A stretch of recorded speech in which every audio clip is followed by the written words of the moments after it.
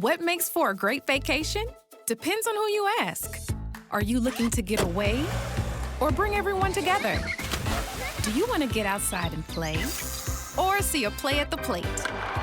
Fortunately, however you operate, I'm the destination you've been looking for. The name's Missouri, but you can call me Mo. And I have just one question. What's your MO? Come see me at visitmo.com.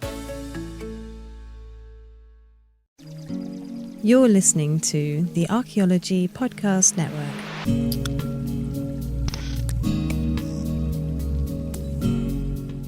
Welcome to Heritage Voices, episode 11 on Hawaiian heritage.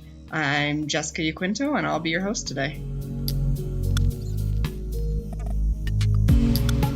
So today I have Regina Hilo with me. Regina Keʻalapuaonālaniwikimekeānuenue Hilo is a graduate of Kamehameha Schools and currently a cohort member of the MA program in Applied Anthropology at the University of Hawaii at Manoa. Born and raised in Kapahulu, she is a Native Hawaiian archaeologist, Hawaiian language researcher and speaker, and is actively involved in community initiatives and projects, and serves as the current president of the Society for Hawaiian Archaeology. Regina is employed as a burial site specialist in the History and Culture branch of the State Historic Preservation Division, where she works with the division's archaeology branch staff, project proponents, and cultural descendants to mitigate potential effects to human skeletal remains under the SHPD's jurisdiction. She is one of two newly appointed student representatives for people of color on the Society for American Archaeology's Government Affairs Committee, an advisory board to the SAA's Board of Directors, which recommends policy positions on specific government issues and provides archaeological expertise from the SAA membership on a wide range of issues and from various parts of the country to support archaeological interests on Capitol Hill. Regina is humbled and honored to be a recipient of the 2017 Native American Graduate Scholarship in Archaeology. Thank you for being here, Regina. My pleasure. Aloha. Ova'a Regina Keʻalapuaonālaniwikimekeānuenue Hilo no Oahu Mayau he kanaka oiwi, he kanaka maoli, he oiwi au mai kia pai aina. A I kia manawa he huli koe hana he haumana I ke kula nui o Hawaii ma Manoa. So my name is Regina, and I was born and raised. I'm from Hawaii. I'm born and raised here in the islands. I currently am an MA student at the university, and I also am an archaeologist. But first and foremost, I am a Hawaiian. I am born and raised at this place, and I take my responsibilities, or my kuleana as we call it here, I take my kuleana as a Hawaiian first and foremost above all other things. Mahalo for inviting me. I'm really excited to be here. Well, I'm really excited to have you. So Regina and I first talked at the SAAs in Orlando. Yep. And it was just so fascinating hearing her talk about how different and also how similar the situation is with indigenous and descendant communities in Hawaii from the mainland. So I really, ever since I started this podcast, wanted to have Regina on here too, to talk about all of these issues. Yeah, we had a great conversation. We had so much fun. Yes. On the beach. On the beach, I know, in Orlando. Yes. on a little fake beach. So it was a great setting. So going off of your intro, I want to get a little bit more into what initially brought you into this work, because you mentioned that you consider yourself a Native Hawaiian first and foremost. So what brought you into this field? What first got you interested? Okay, so I always am drawn back to this really silly story when I was a small kid in Kapahulu. I must have been about 4 or 5. I don't even remember what I was watching on TV, but I somehow associated things being buried as having, like, if things are buried, then they have some kind of inherent value. So I had a wad of $2 bills. Now, this was like in the early 80s. Yeah. I know, right? I had like $2 bills. There must have been about 10 of them. And so I was like, oh, well, maybe I'll make a treasure map and then I'll go bury it in the backyard and then I'll dig it up. And so I did awesome. That. I took like 10 $2 bills, put it in a little Ziploc bag, dug a hole in the backyard, and then buried it there. And then I was like, oh, I'm sure, if they're buried, then they're really valuable. So then I think I presented either my mom or my brother and my sister with this map. And my sister and my brother were they're younger than me. My brother and I are 2 years apart, and then my sister and I are 3 years apart. So they would have been 2 and 1 or something like that. So I was like, oh, let's go dig stuff up in the backyard. And so I went and I dug up, I swear, it probably wasn't even in the ground more than 24 hours. But I went and I dug it up and I was like, oh, look what I found and stuff. And so that was really the first time that I was conscientious of the idea of things being buried that could then, be rediscovered or whatever. But I have to say, that ran and that still runs so contrary to the idea of well, not the idea, but what being a Hawaiian is, because we don't go around and dig things up for value. That's not what we do. But it's not a cultural practice in any way. It's actually quite intrusive. But then as I kind of got older and went through elementary school, I kind of thought, well, I see the value to education, and I want to be a good student. But what is applicable in education for me as a Hawaiian?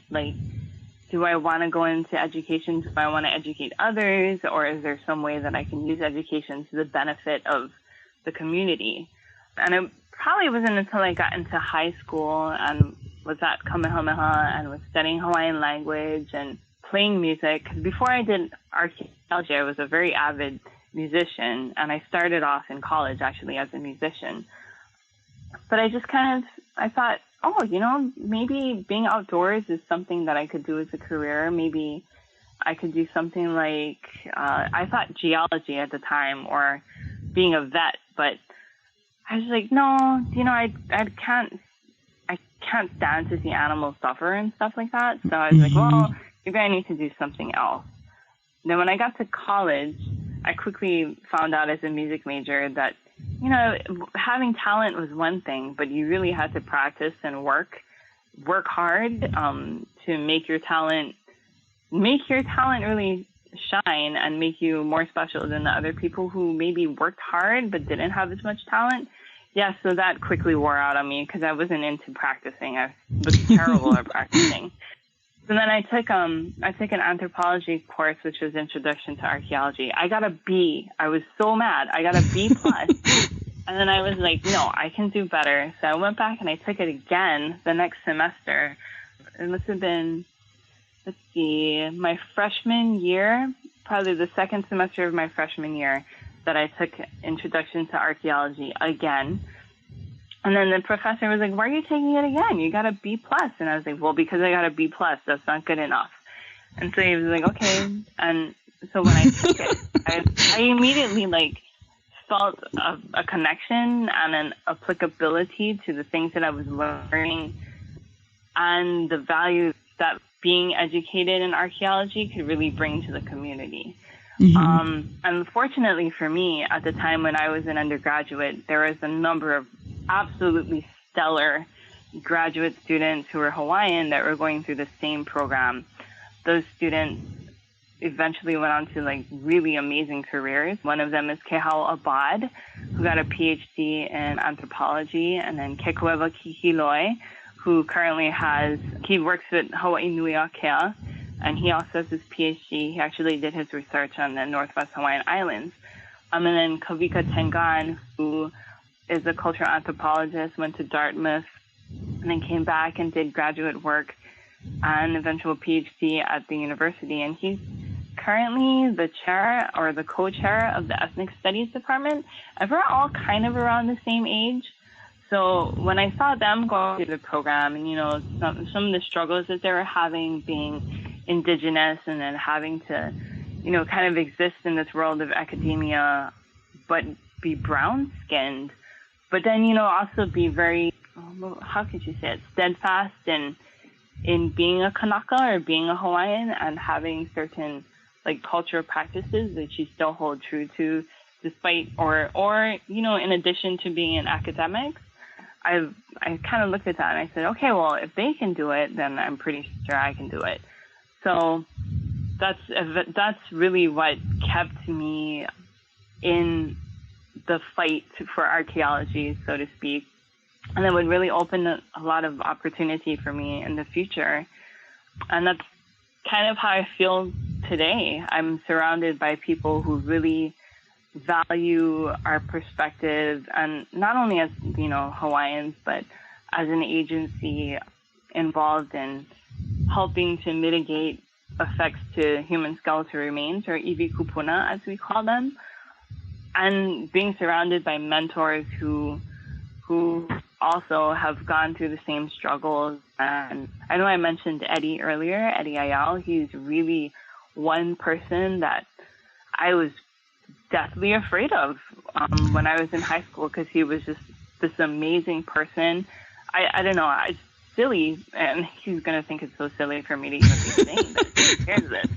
But he was just this big, mentor, or this big, person with this huge personality, but so smart and always fighting for more rights, and for rights that, we should always have had as Native people, to kind of speak about the disposition of our skeletal remains that we didn't have until NAGPRA, and then the state, the Hawaii revised statutes and the administrative rules that kind of established the burials program. So I feel very fortunate to, after all of the struggles of, my friends and my colleagues, to really be engaged still in the fight that is who we are, and that is archaeology, and kind of this coexistence of culture and archaeology and tradition and Indigenous knowledge. So, and it's such a great time to be alive, because we are seeing more and more, this collaboration between Indigenous knowledge and scientific inquiry.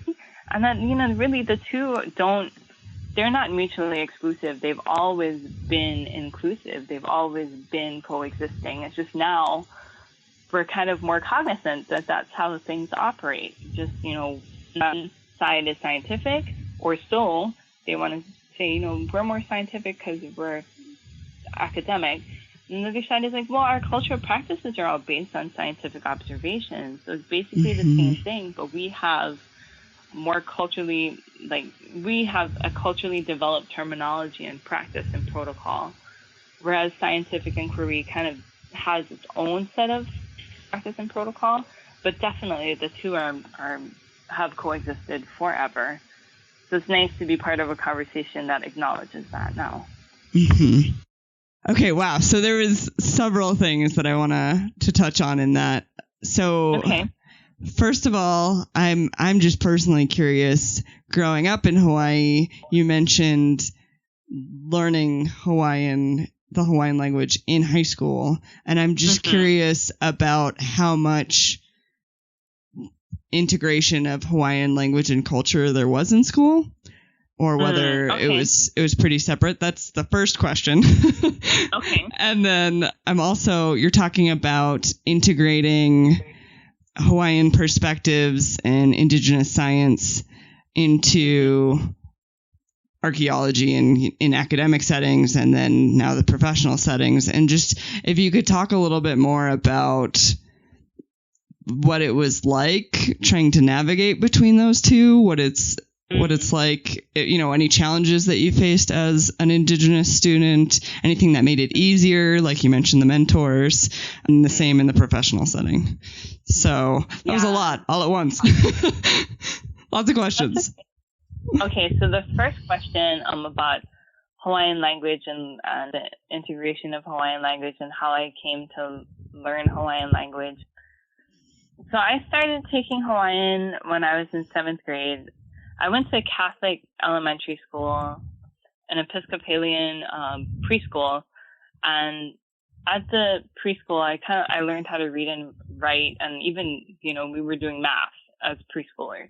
Wow. And I went to Catholic school, and there wasn't really, we didn't get real exposure to Hawaiian culture. It was a Catholic all-female school, so very academically rigorous. In fact, I think the gifted and talented class that I was in, which was like 7 or 8 kids, we learned French, and I loved French, and I was like, I can speak French. I would love to speak French. Like, this is amazing. And then I got into Kamehameha, which is a school for Hawaiian children, in 7th grade, and I was overwhelmed with gratitude. First of all, I was just so excited because here I am, this. I call myself a townie Hawaiian because my parents are squarely from town. I mean, my dad was like born and raised in Kaka'ako, and my mom was born and raised in Nu'uanu. So these are big towns, kind of within Honolulu, or townships, I guess settlements, if you want to call it that. They grew up in this territorial period. It was my dad's like born in 1939, so he was like, World War II, and then my mom's 1948. So kind of, I guess you could say territorial period where Hawaiian hadn't been spoken or hadn't been part of the educational system since about the late 1800s. It has basically been, you couldn't speak Hawaiian anymore because if you did, then you were trying to, counter-revolutionize, and that was kind of the way that it got completely eliminated from the educational system. Whereas when Hawaiians were still the monarchy, Hawaiian people were the most highly literate of pretty much any monarchy, period. I mean, we had newspapers, we had publications, we had translated the Bible from Greek, Latin, Aramaic. We had multiple translations of the Bible. And granted, yes, that's totally missionary doing. But, yeah. It was like, we just were an amazing people. I was writing, I was creating mele, I was composing new chants and new songs. But that kind of fell by the wayside from the late 1800s all the way up to the Hawaiian Renaissance, which really came about right around the time I was born. I want to say 1977 was a big year, but I don't really know because I wasn't part of that. Not until about 1993 when we were celebrating, or I should say mourning. We were mourning the 100th anniversary overthrow of the Hawaiian monarchy, the Hawaiian kingdom. And so it was kind of, we felt that we needed to kind of reclaim our language, and learning Hawaiian in an institution like Kamehameha was one of the ways where, we could connect a little bit more with the conversationality of Hawaiian in the newspapers from the 1800s and understand more of like this kind of this huge repository of information that hadn't been accessible because you didn't have people, or you had a very small group of people who were fluent enough in Hawaiian to understand what was contained in that humongous repository. And so there was this massive, I want to say rebirth. It really was a renaissance of Hawaiian language. And I just happened to, like you said, I keep saying I'm really fortunate, but I feel very, very fortunate to have been born in a time when that was being actively pushed. And Hawaiian language was like the biggest language classes at Kamehameha. And then I went on to take Hawaiian language in high school as well. And that was really, and then I didn't take it at university. I went back to French because I didn't want to take the Hawaiian language placement exam. That was really it. Like, I don't want to take another exam. So, and then nowadays we have Punana Leo, the Aha Punana Leo, which is this language. It's basically like a language nest. That's what Aha Punana Leo means. It's literally a language nest, which has multiple preschools and schools across the state, basically on all of the islands, I think maybe with the exception of Lanai, that teach these young 2, 3, 4-year-olds. Sometimes Ipepe is already from like 6 weeks old all the way up to like 2. Teach children about cultural practices and Hawaiian language. It's fully immersive. So there's no English spoken whatsoever. It's all Hawaiian. You get Hawaiian traditional practices. You know, you stand in a line, and every morning, you know, there's protocol, and you do protocol. You engage in the protocol, and that kind of sets the tone of the day. They look at the moon phases and what would have been suitable for planting, what fishing would have been like on those moon phases. They do weather. Yeah, it's really amazing to see the absolute variety and services that are now available to students and elementary students. Are these students. Public schools? They're actually, well, some of them are like public charter schools.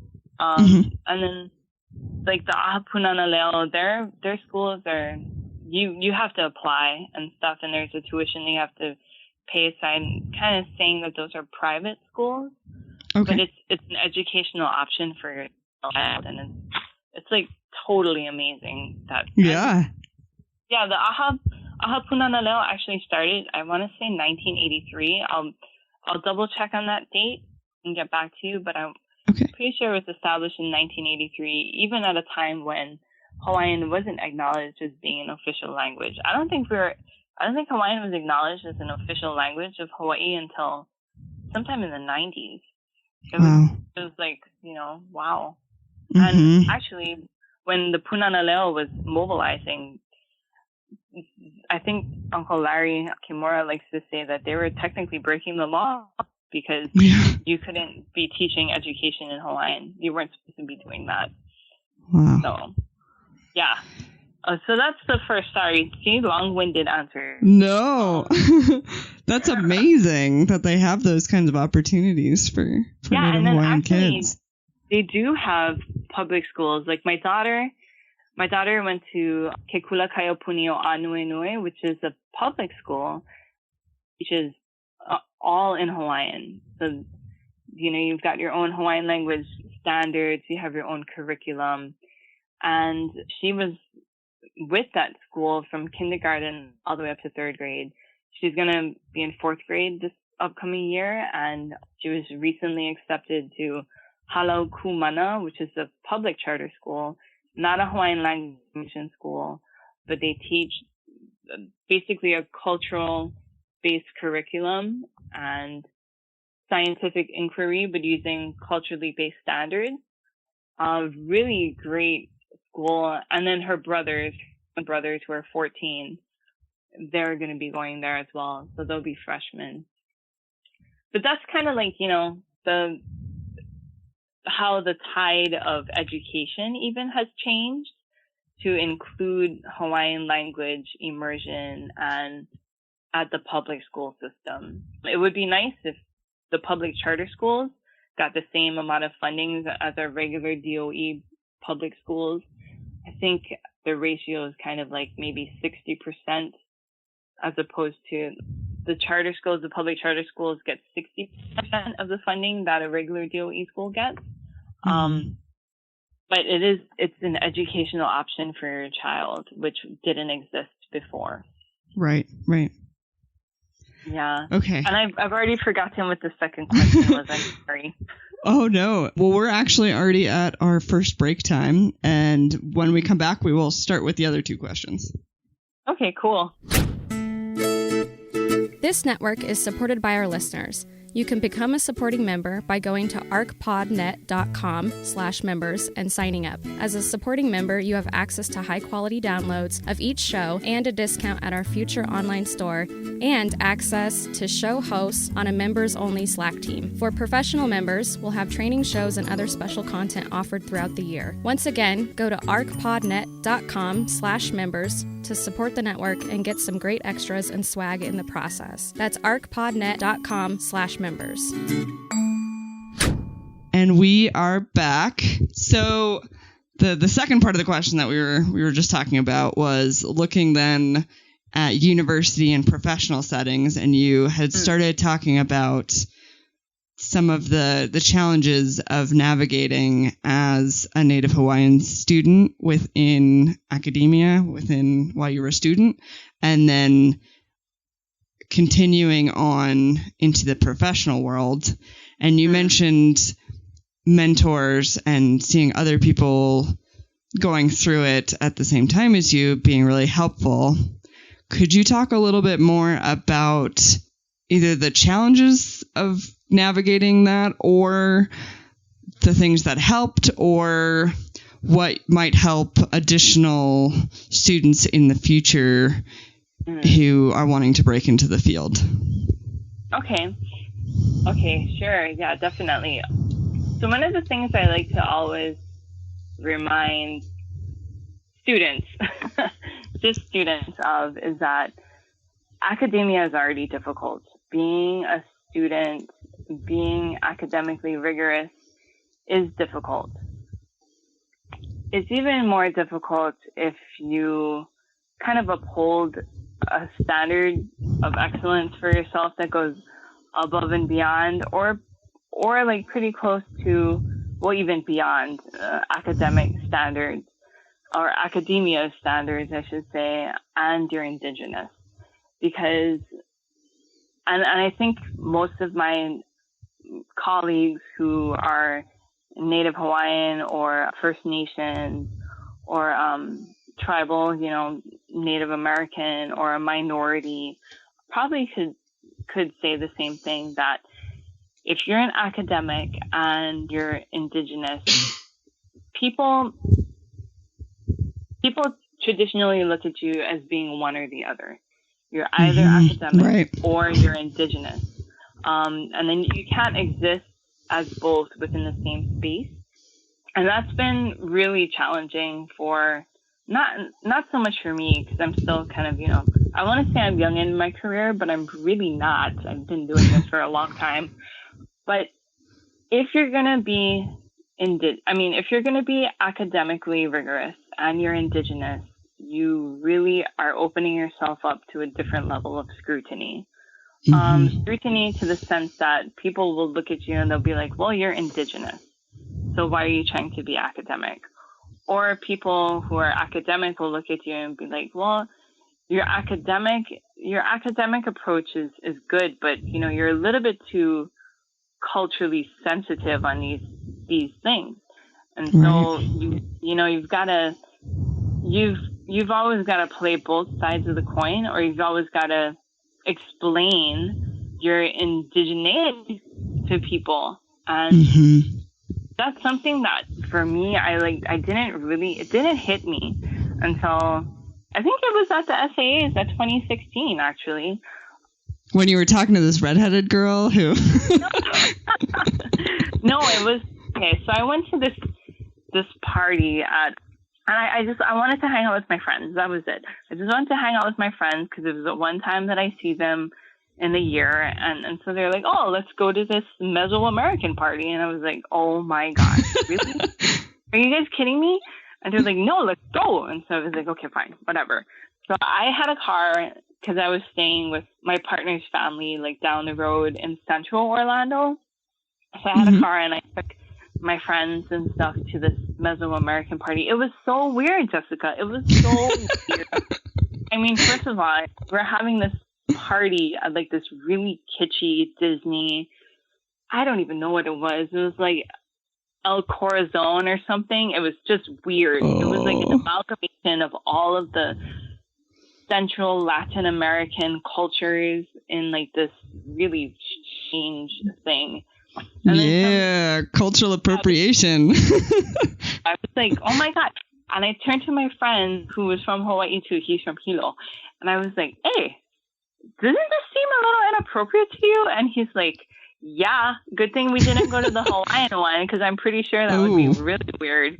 And so I was like, no, you're right. Let's just stay at this one, because I cannot. I was just like, I can't. Right. But then somebody came up to me, and they knew that I was Hawaiian. They were like, oh, so what do the Hawaiian separatists think about Mauna Kea? And I was like, Hawaiian separatists? What Hawaiian separatists? What are you talking about? And then he goes, the people who are protesting and the ones that kind of want an independent state. And I was like, oh, Hawaiian separatists. Oh, do you mean? And then I said something in Hawaiian. I was like, do you mean kapoe aloha aina? Those people who love the land and who are steadfast in their love of the land. And I know it sounds a little bit like, out in left field, but I was just like, I don't think of myself as a separatist. I just know that I'm Hawaiian and that I have a real genuine love for the land, and that kind of dictates my actions and the way that I do things, even within my role as a representative of the state agency. I only know, I don't know what the separatism thing is. I only know what it means to love the land. What did he say back? He was just like, oh, well, that's not what I meant. And I was like, no, I know that's what I mean. And I was like, that was weird. Yes. Yeah, it was weird. But then it kind of honed in and solidified in my head that, oh yeah, if you're gonna be Hawaiian and this is what you're gonna do, then you're always gonna open yourself up to a different level of scrutiny. So you just gotta be prepared for that. I was like, okay, well, game on. I can do this. Yeah. And so that was just like one time when I was like, damn, I'm on the continent. I'm not in Hawaii where, I'm comfortable and it's okay for me to say things and then people will understand. I'm on the continent and people have a different perspective. They have a different kind of attitude about things in general, and I have to be prepared to answer that, but not be really mean about it. You gotta understand and kind of nod your head and be like, oh yeah, okay, I don't quite agree with your perspective, but that's okay. We can still be friends. We can still have this dialogue and just do it. We always say, we do everything with aloha. And so you can disagree, but you can still be respectful and have aloha for the person that you're disagreeing with. Although they might not feel the same way about you, but that's okay. It's okay because people are who they are and we can't expect them to be anything other than themselves. And that's kind of the way that I navigate the challenges in school and the challenges of being an Indigenous person. I will say also that being Hawaiian and being an archaeologist and working for the state agency and that's responsible for historic preservation comes with a huge set of responsibility. And my friend who works out of the Hilo office, who works for our division, he and I have multiple conversations about the responsibility we feel to our community, first of all, and then the responsibility we feel legally as representatives of the State Historic Preservation Division. So always trying to balance our love for the community with the fact that there are certain things that we have jurisdiction over within the State Historic Preservation Division, and then there are some things that we completely have no jurisdiction over, which can be upsetting to community, but it's something that, we have to make really clear.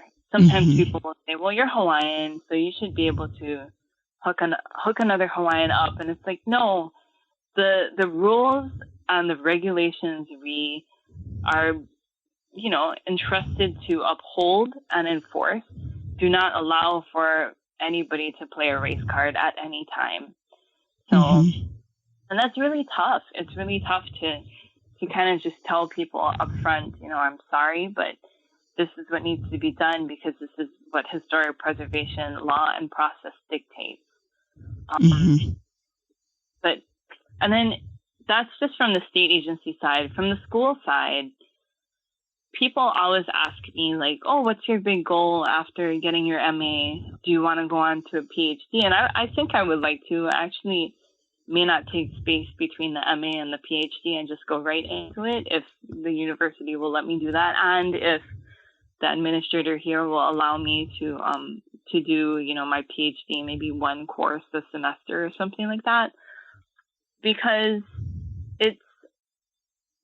it is very easy to get a good job and stay gainfully employed with an MA.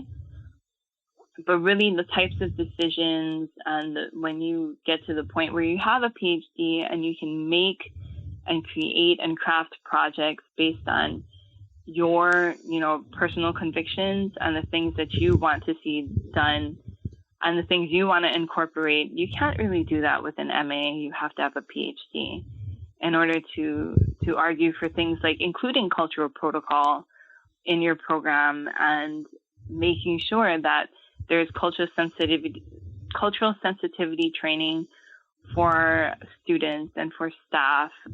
That can only come if you have a PhD. I mean, granted, I'm already afforded kind of that leeway to do protocol and to make that part of our daily practice when we go out into the field. At least I was at this last field school.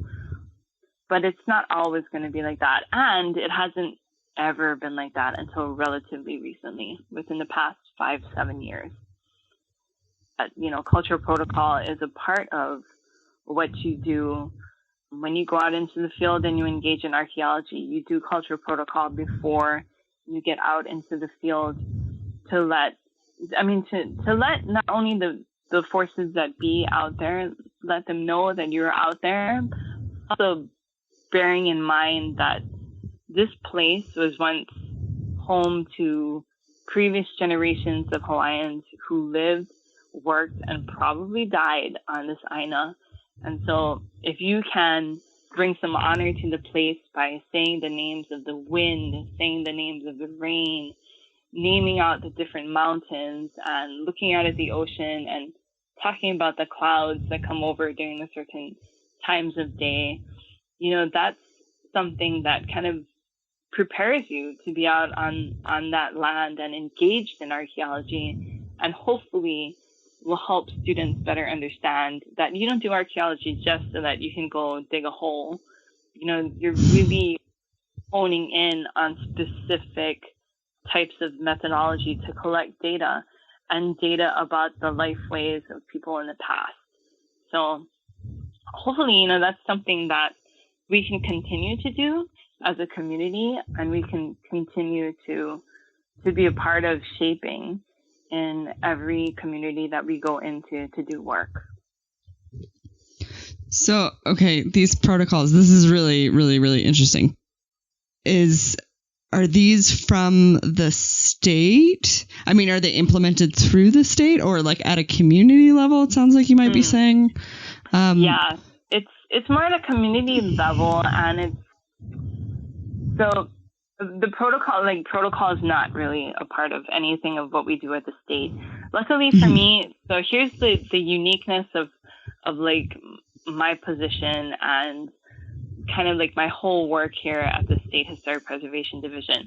Although I have background in archaeology and I have Hawaiian language background and cultural practitioner backgrounds as well, I don't actually work for the archaeology branch. I work for the history and culture branch, which my role specifically is to deal with iwi kupuna, or human skeletal remains, and kind of mitigate all of these different circumstances surrounding the discovery and the disposition of human skeletal remains.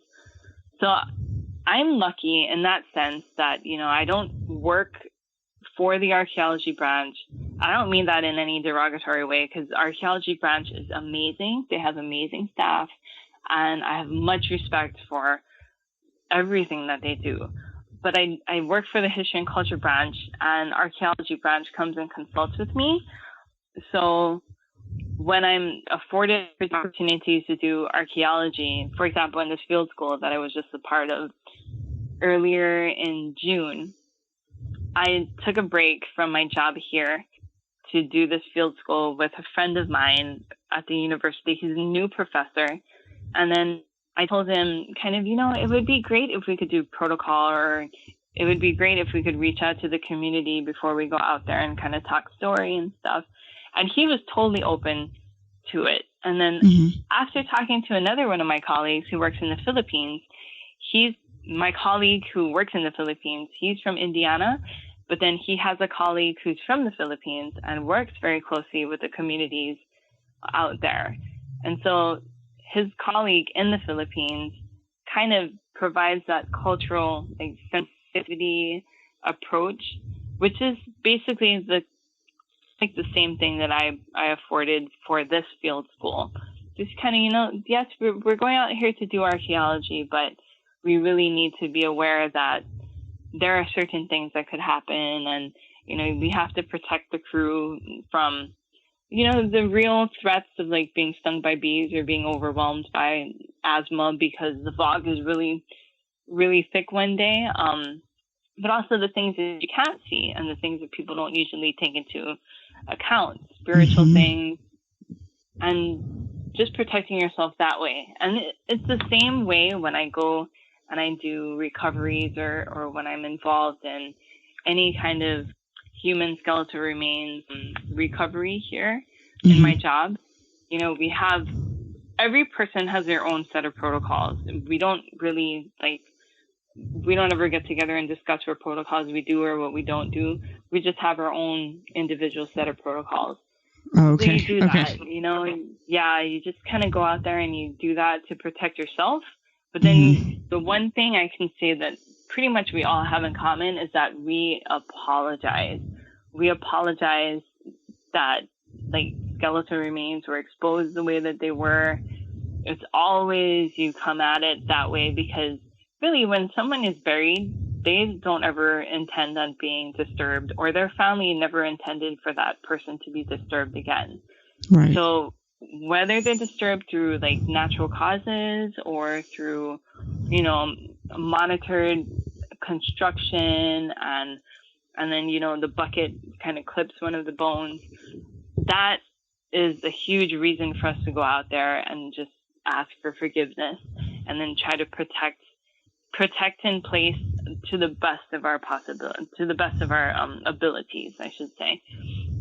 So, and then protecting yourself once you leave that place, because you don't want something to accidentally latch onto you, and then you take that home and it becomes part of you, part of your family, and part of your family's family, et cetera, et cetera.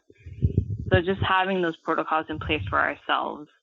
And then that also goes back to the whole, being indigenous and being engaged in this type of work. Is it silly? Sometimes I used to drive myself nuts just thinking, am I being silly by doing these practices? No, I'm not, because I feel like I'm protecting myself. And this is what my kahuna would have done too. My ancestors would have done the same thing. After they bury someone, they would do the same type of ritual, the same type of protocol. And that's not silly. It's a cultural practice, and it's like that to protect yourself and to protect your family. So granted, people may think we're silly, but I'm like, well, I think it's important for us to protect ourselves. And if you know how to do that, then you should do that, not only for yourself, but for everybody else that's with you. Because if you don't do that and then something happens, you could potentially be the person held responsible for that. Maybe not physically responsible, but spiritually responsible. And nobody wants that kind of bad juju on them. Right.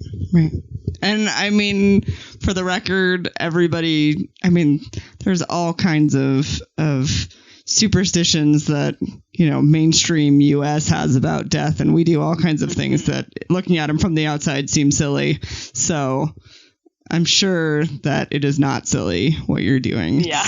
Yeah. It's not.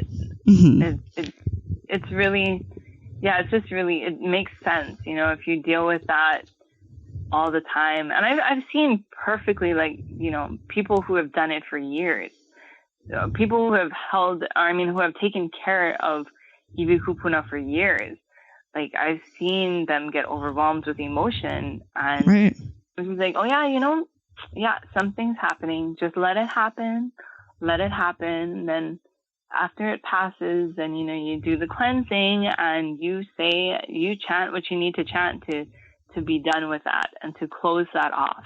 Right. Because it can be like, already the work that we do is really, it's not draining. I don't like to say the word draining. I don't really know how to say it. It's like rewarding work. It is really rewarding, but it's also a very heavy kind of responsibility, because you're not only dealing with, the living, but you're dealing with the dead and the disposition of the dead, and you're the person responsible for making the right decision. Right. That can be really stressful. But if you're, righteous, and your na'au, your core being is in the right place, then you will always be guided to the best possible outcome. Or if not the best possible outcome, you will come up with a solution that will work. Mm-hmm. And that's just, it's amazing when it happens. When it doesn't happen, then you're kind of like, okay, what happened? And then you really reevaluate the situation and try to come up with a different solution. Mm-hmm. Okay. Well, on that note, we are at our second break. And wow, cool. I know. But when we come back, I really want to ask you some more things kind of related to what you were just talking about. So, interested in archaeology?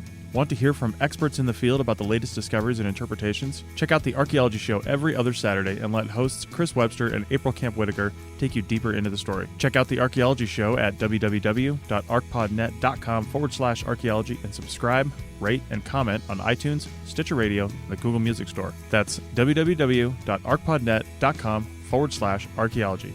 Now back to the show. Okay, so we're back, and I have a million bajillion questions for you.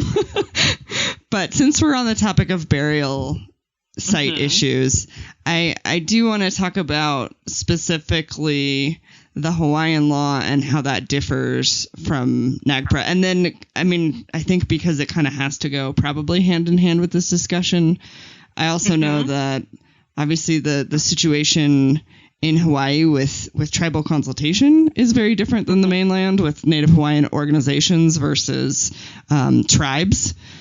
Mm-hmm. So could you possibly talk about some of the big differences, both with tribal consultation and burial issues?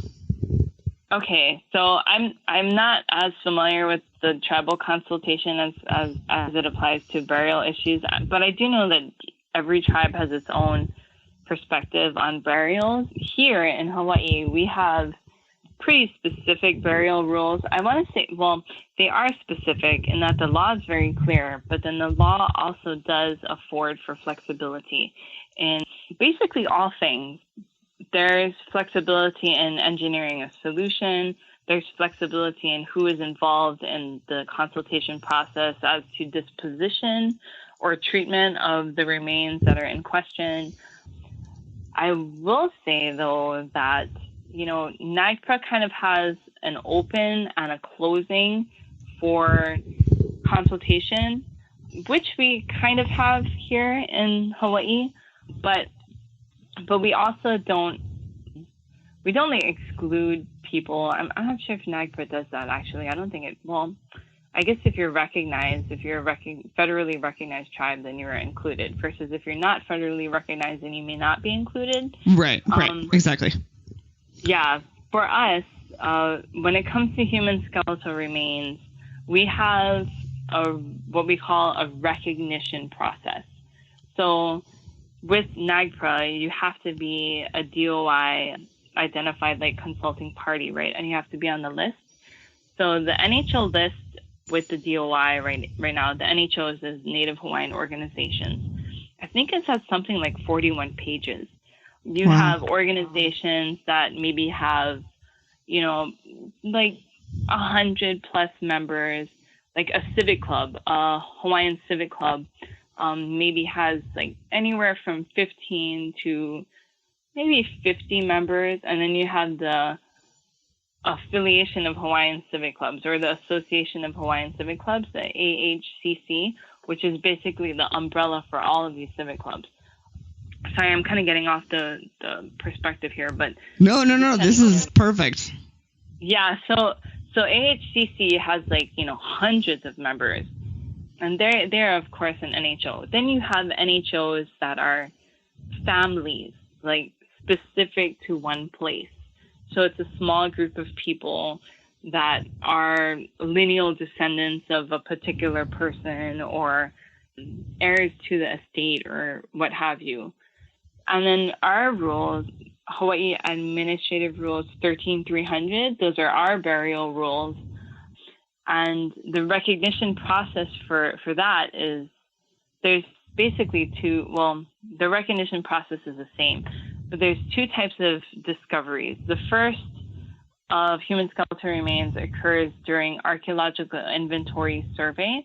And so those are considered previously identified. So say hypothetically, like a bank wants to put in a new branch somewhere in downtown Honolulu. Then in advance of construction, they would go out and we would recommend, the State Historic Preservation Division would recommend conducting an archaeological inventory survey so that you know what's there on the land. So you go in, you start your field work and stuff, and then you find a cluster of remains, and they're all in situ remains, like traditional burial positions. And so that way you know that is there on the property that you hope to develop, right? Then the disposition and the decision on how to treat those remains goes before our burial councils, which are established by the 13300 rules, and then also our Hawaii Revised Statute 6E43. And so you have like this process for discussing burials and discussing through consultation what is the most appropriate thing to do. With the previously identified burials, a burial notification gets published in the paper following the discovery during the AIS. People will see that notification, and then they will send in applications, which we have. That's part of our State Historic Preservation Division burials program process as well. So they'll download an application, they'll send in their information to me, which includes in some cases, their genealogy to show how they're related to perhaps families that lived within the area. And then our department will make a recommendation on their recognition, but ultimately the decision to recognize or not recognize an individual, a family, or like the whole family falls to the burial council, but we give the recommendation. And then for what we call inadvertent discoveries, or discoveries that are found during monitored excavation or unmonitored excavation, or like just natural erosion. Like we recently had some king tide events here that were kind of crazy. Those come to the disposition of the department. So the burials program handles and exercises jurisdiction over those, but we also reach out to descendants of the area to have them kind of tell us but have them involved in the process to see what is most, what the cultural practices of that area are, because it really varies from place to place, from district to district, definitely from island to island. I mean, huge differences. And then even within districts, like certain families had different practices, and one family in an ahupua'a may have completely different practices from another family in the same ahupua'a within the same district. So we try as much as possible to include descendants or people who are longtime community members from certain areas, if there's a discovery in their area, we reach out to them and say, hey, recently there was an inadvertent discovery over here, and we are thinking as a department, we have jurisdiction over it, but we're thinking about doing this. What do you think, or how would you treat this? Sometimes we didn't even say, what do you think about this? We'll just say, how would you treat this? And then, we consult with them. So that's one thing that's really good about the way that the burial law is written. It allows for this kind of collaborative process for the project proponents, the landowner, cultural descendants, and then the burial council, and all of these other entities to be involved in crafting a solution that is pretty much agreeable to all people. And if it's not agreeable, then we try to find a common ground in which we can start from so that the solution does become agreeable to all people who are involved. Granted, sometimes you'll have, and it's the same thing with NAGPRA, you'll have one family or maybe one tribe that wants to do things this way, and then one entity that wants to do things that way, and then there can never be an agreement. But with NAGPRA, whatever it is they're bickering over or they're fighting over, that stays with whatever entity is holding on to it. For us, we try as much as possible to come to a solution. And if parties can't agree, then we'll create a solution. And we'll say, well, here's what we think. And in some cases, especially in cases that the burial council has jurisdiction over, if the burial council doesn't like the solution, then they will just come out and say, no, you guys need to go back to the drawing board and try again. This is what we want to see. And so they really exercise a lot of authority. Whereas for us, we really try to work with the consultants and with the community to come up with a solution that works for the community, because especially in in cases that are in communities, it's in the community's backyard. I can't be out there 3-4 times a week to be sure that that platform stays in place. The community has this real sincere responsibility to take care of iwi kupuna. And if that's what is the most workable and workable solution for them, then we'll probably go with the most workable solution for them, provided it's something that we can support. That is fascinating. It's really, really interesting to see the differences in the way that you do it in Hawaii and versus on the mainland. Yeah, and then the other thing too is that NAGPRA, I don't want to say that NAGPRA is a really great solution for tribes either, because I don't know what the issues tribes have with NAGPRA are, but I can say that here in Hawaii, NAGPRA is a completely different, it has just basically stopped consultation in its tracks. The one case that we have ongoing from about the late 90s into probably about 2007, maybe 2006, is the Marine Corps Base Hawaii in Kaneohe. In that there were families, so basically, and I'm going to totally mess up the history, I'll have to get back to you on the history, but Marine Corps Base Hawaii is situated on this beautiful sand dune in Kaneohe. The sand dune was also home to this huge population of Hawaiians, pre-contact Hawaiians. And for lack of a better word, the occupational layer there is amazing. It's just an amazing place archaeologically and culturally significant.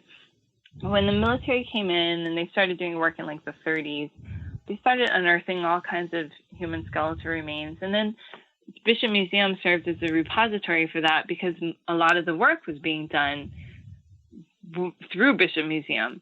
And so Bishop Museum became the repository for all of those remains. These just kept piling up. It's probably up to about 1,400 now.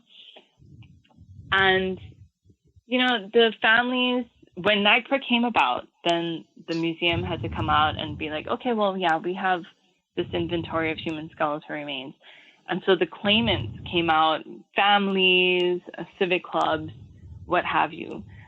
And the Marine Corps was really open, and they're still very open to working with the community in engineering a solution. And the Marine Corps picked a location, and then most of in fact, I think all of the families or all of the consulting parties were happy with that. But where they disagreed was how to go about the protocol of reburying. Some of them wanted to rebury in kapa, some wanted to rebury in muslin. They could never agree on how they were going to rebury. And so because of that, the whole consultation process came to a complete halt. And as far as I know, the facility is still available for the reburial. It's just because there is no way forward in creating, this reburial protocol that meets all of the claimant's requirements, and they can't agree to it, that all of the skeletal remains are still out of the ground. And that's a big problem for entities like the OIBC. Not legally, but we don't like to have human skeletal remains out of the ground for a long time. The faster they can get out, they can get into the ground, the better. And for some of these cases at Mokapu, they've been out since the 30s and 1930. So it's going on, like 80 something years, pretty much going to be like 90 something in a couple years. Mm-hmm. So that's one case in which NAGPRA really did not help to get remains reburied. Right. Do you think that there's something based on the Hawaiian law that if it was different in NAGPRA, that the situation might have gone better? Or, just other ideas, totally. Mm-hmm. I mean, yeah, maybe, but, and, a lot of people think, oh, it's a Marine Corps base, and it's like, no, actually it's not. They have facilities picked out already. They have a place where, it's like ready. It's just not, it's the arguing claimants that can't get it together. And recently in one of our meetings, we brought this up again. And then one of the audience members, who's a longtime culture practitioner in dealing, taking care of iwi kupuna, she said, oh yeah, the claimants they're dying. They're dying. And when they're dead, then, then all of those concerns that they had and all of the things that they stopped, those are all just going to go away. And then we can go ahead and rebury them. And I was like, oh my goodness, Yeah. I mean, I see how difficult of a situation that is, but right. It's just tough. It's one of those things where, you can have a solution, but then unless people don't agree, since people don't agree, the solution can never be pushed through. So right. Oh man, so that's one that I quote often, or that I kind of mention when people are like, oh, NAGPRA is such a big success. I'm like, well, yeah, and maybe on the continent, but here in Hawaii, it's been a real challenge. It has been. It's been a challenge. Mm-hmm. Yeah, it's definitely it's an amazing law in many ways and has very big challenges and has caused problems in other ways. So it's a complicated one. That's for sure. Yeah, it is. I'm very glad it's on the books, though, I have to say, because right. Exactly. It makes what we do, especially when federal agencies, have jurisdiction of the land. It makes what we do a little bit easier in that we kind of provide support voluntarily if federal agencies want us to be involved. The only exception is if we have a cooperative management agreement plan with the federal agency, then, we're as much responsible as the federal agency. And then there's some federal agencies that aren't quite sure what NAGPRA means in terms of disposition of human skeletal remains on federal land. And I should also point out that federal land, it's a federal lease because it's still state land. It's still state land, but the federal government has a lease from the state to use that land. Huh. Interesting. Yeah. I mean, I may have to research that a little bit. I was a little bit too confident in my answer there. But as far as I understand, because when I look at DOD properties, I'm like, well, it may be DOD, but, it's still state land. Right. Yeah, that's a big... I like to point that out to people. I'm like, well, still state land. The federal government didn't buy it. They're leasing it from us. Huh. Yeah. That is interesting. Super complicated. Right. But so that basically means that it's still your jurisdiction in large part. Wow, that is complicated. Wow. Yeah, it sure can be. Yes. And so that also goes back to the whole idea of aloha aina, yeah? If you really say you aloha aina, or that you love the land, then do you understand that federal property that is now a Surplus Superfund site is still state land? Right. Because it may be a Surplus Superfund site, but it's still state land. Yeah. Wow. Okay. Well, talking about this love of the land that you mentioned before, let's go to another specific topic that, like I mentioned, we do hear about over here on the mainland with Hawaiian cultural resources, and that's the telescope is Mauna Kea? Is that how you say it? Mauna Kea. Yep, Mauna Kea. Okay. Could you tell us a little bit more about the situation with the telescope? Okay, yeah, sure. I haven't been in the loop lately. I know it's been a hot issue, and I think the last of the hearings was just maybe a couple of weeks ago. I'll get back to you on that for sure. And if I'm wrong on that, then I'll correct my story. Okay. But yeah, Mauna Kea. I was going to say, just basically I'm not sure that everyone here has heard about it, so more of a basic overview for people that don't know the situation. Okay, sure. So TMT is the telescope I think it's still being slated for construction on Mauna Kea. It's this big 30-meter telescope. It's supposed to be cutting edge.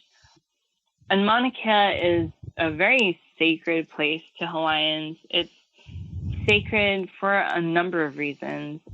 Not only is it one of the highest peaks, but it's also home to 5 named pu'u, which are all 5 named cinder cones. And each cinder cone is its own akua, or god or goddess. There are also an incredible number of archaeological sites up there, including the Mauna Kea Adze Quarry, which is absolutely phenomenal.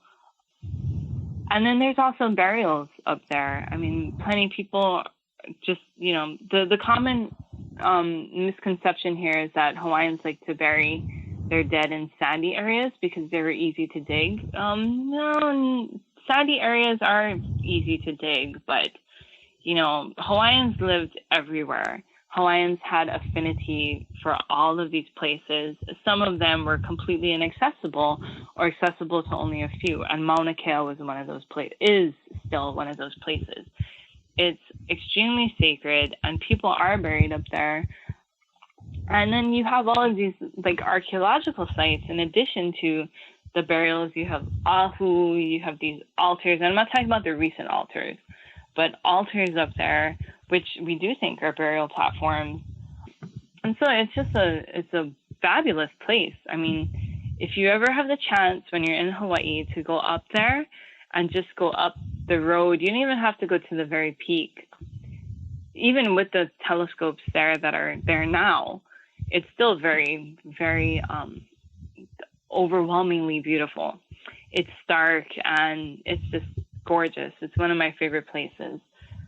So with the telescope, the thing was that you have to go through all of these processes of getting your permits, and it's in conservation land also.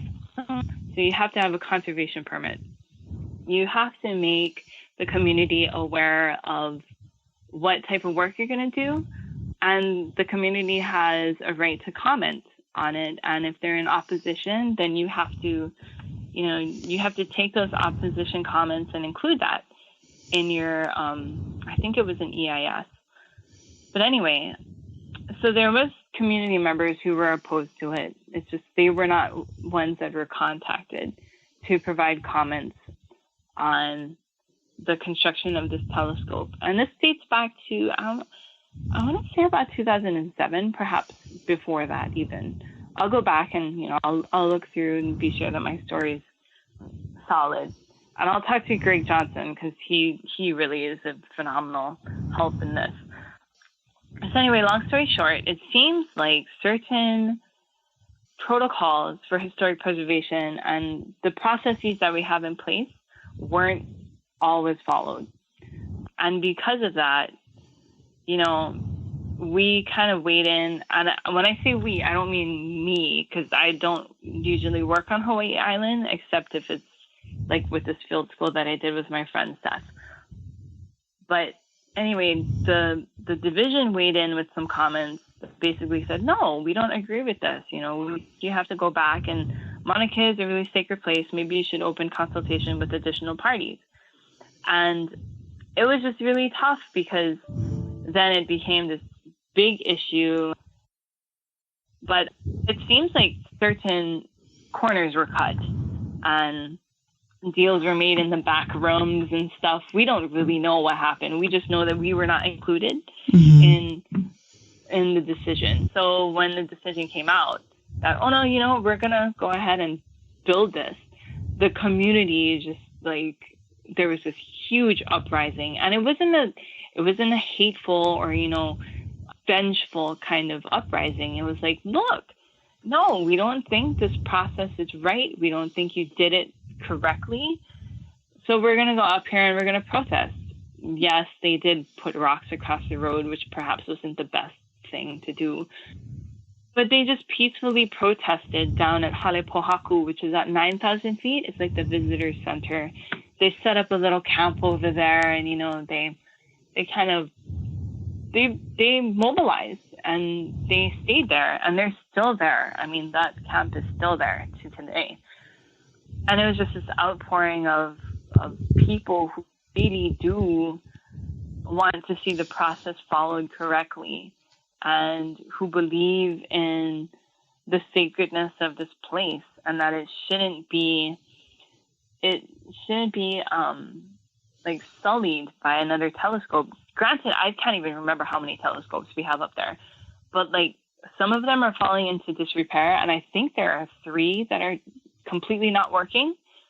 Those telescopes could be taken down altogether, and then a new telescope could go up in those locations. But they decided that TMT was going to be at this particular site because it was the best venue for looking into the sky from that angle. But, it's like, well, you need to decommission these other telescopes that aren't working first. That was supposed to be part of the management plan, the Mauna Kea management plan, too. So that's another thing that the community was upset about. Well, why are you building a new telescope when you haven't decommissioned the ones that aren't working? And that makes sense,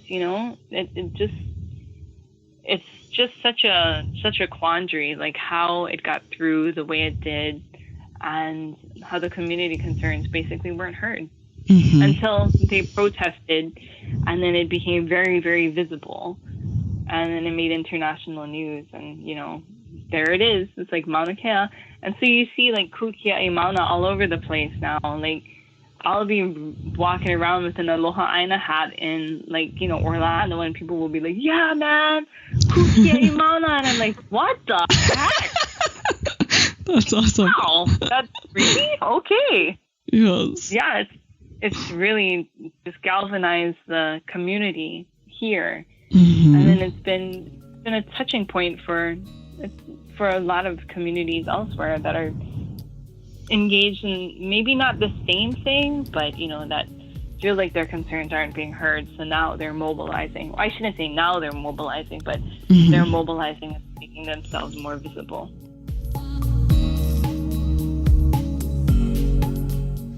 Thanks for listening to the Heritage Voices podcast. You can find show notes at www.archaeologypodcastnetwork.com/Heritage Voices. Please subscribe to the show on iTunes, Stitcher, or the Google Music Store. Also, if you like the show, please share with your friends or write us a review. If you have any questions, comments, or show suggestions, please reach out to me at jessica@livingheritageanthropology.org, or you can find me on Facebook through Living Heritage Anthropology or on Twitter @LivingHeritageA. As always, thank you to Lyle Belenqua and Jason Nez for their collaboration on our incredible logo.